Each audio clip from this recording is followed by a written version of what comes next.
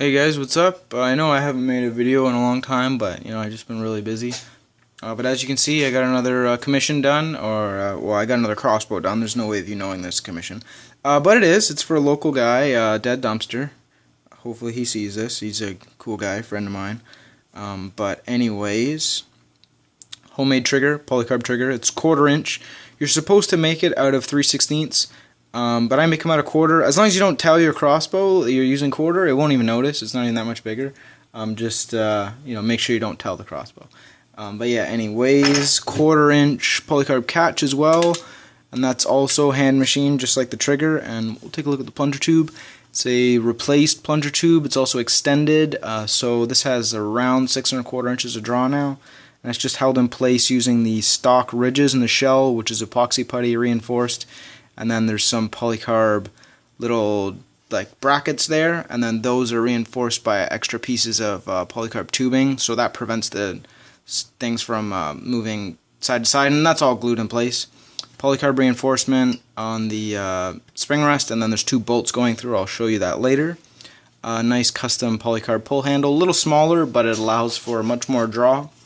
Piece of 1.5 polycarb tubing over the original plunger tube just to make it nice and thick to withstand all that slamming force. Aluminum spacer for the spring so it doesn't buckle, and then we have a rounded and polished plunger head with a skirt seal, rubber padding if I didn't already say that, and then this piece of 3/8 just gets a bolt going in it through the shell once it's all screwed up, so it helps with the plunger tube not turning. It probably won't turn with just these, but I didn't want to just rely on these brackets because they're just glued. I like to have some bolts in there, so there's 2 bolts holding it from twisting this way and moving, and then 2 bolts here, so 4 bolts altogether, plus you're using all of the stock ridges in the shell with some nice polycarb, so I don't think this is breaking anytime soon. I've reinforced the shit out of it. But it's an old gun. It's like 1995 or something, like a really old gun. Oh, I'll get these tips out of the way. Sorry, I was just making some darts. Got a shitload of tips, so that's nice. But anyways, here are the shell reinforcements. So just a aluminum triangle there, some nice aluminum.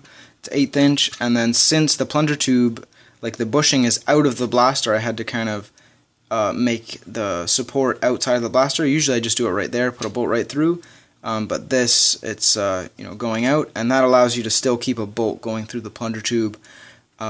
And you can still have your reinforcements, because like the alternative would be just having the 2 screws at the back holding it, plus all of the brackets and stuff, and then just having screws going in there, and they're not going through the shell. And I didn't really trust that. This is just glued, and then it's strong glue, but it's just glued, and then there's the 2 screws. So I just want to make it as strong as possible, so did that. I think that's pretty much it for the internals. We'll just do some firing now. Can't do a seal test because I have to goop these screws, and then that'll have to dry, and I don't want to edit this, so maybe I'll do a seal test. But if it sucks, it's because the screws aren't gooped, but we'll definitely fire it. So I'll see you outside in a sec.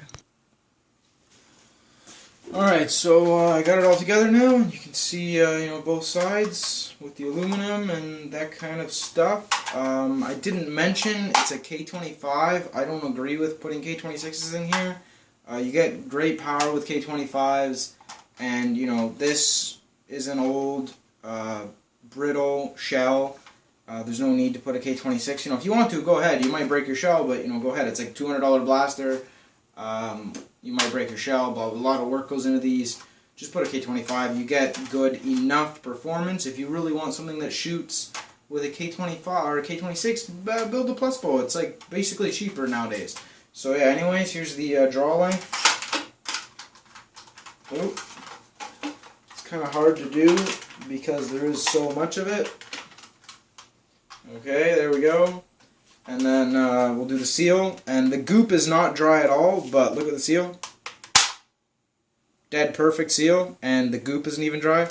So yeah, I guess that's pretty good. Show you the draw one more time.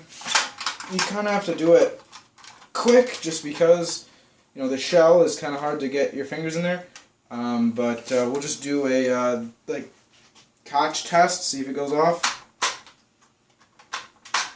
That's how most people do it. They just hit the blaster, and it's pretty good. I'm going to be using a 18-inch speed loader. This is just a single barrel right now because I don't know what length to make the speed loader.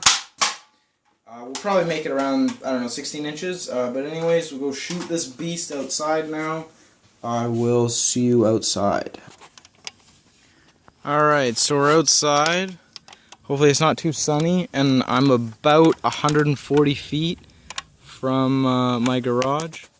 Hopefully you can see what I'm seeing, just looking down the barrel. And this is about 5 feet off the ground, and it's a flash shot. Oh, with a 3/0 glue dome. It landed like just before the garage. We'll do another one of those. Alright, same kind of dart, 3/0 glue dome, flat shot again.